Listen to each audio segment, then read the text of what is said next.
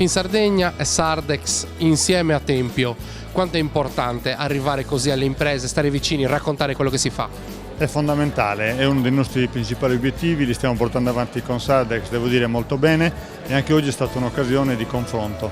Mi fa piacere a fine dell'esposizione, quando ci sono le domande di persone realmente interessate, vuol dire che riusciamo a cogliere nel segno e dare le informazioni che le imprese necessitano. Casula Giuseppe, faccio parte di Arredamus, un'azienda artigianale e commerciale che si occupa di arredamenti e falegnameria in genere. Voi siete qua a Tempio e siete iscritti sia a Sardex sia a Finsardegna. Quanto è importante fare rete per far crescere un territorio? Beh, credo che sia molto importante, anche perché oggi andiamo sempre a ricercare diversi prodotti e poi ce l'abbiamo anche a casa, quindi dovremmo principalmente sfruttare quelli, ecco.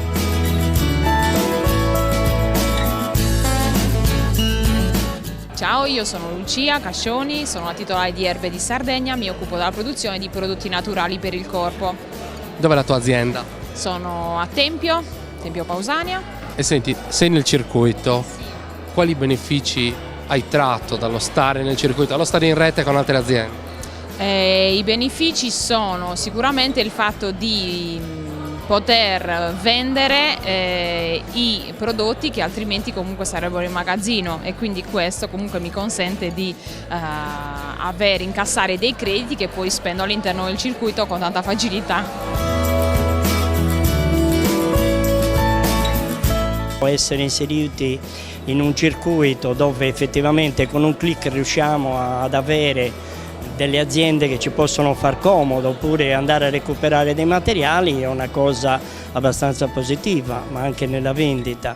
E allo stesso tempo, per quanto riguarda Finsardegna, perlomeno l'esperienza che noi abbiamo avuto è stata molto positiva, perché effettivamente è stata una cosa, diciamo che io sono una vecchia volpe come artigiano, perché sono artigiano dal 78, e quando si chiedevano dei crediti dalle banche e roba del genere, diciamo che era massacrante.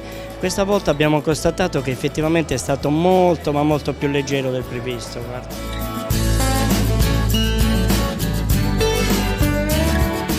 Sei riuscita ad arrivare anche in altre città, in altri posti dove altrimenti avresti avuto difficoltà grazie al circuito? Ovviamente, certo che sì, sono arrivata comunque anche lontano, ovvero lontano dal mio paese. Io comunque sto a Tempio, sono arrivata anche nelle zone di Cagliari grazie al circuito, che altrimenti non ci sarei arrivata.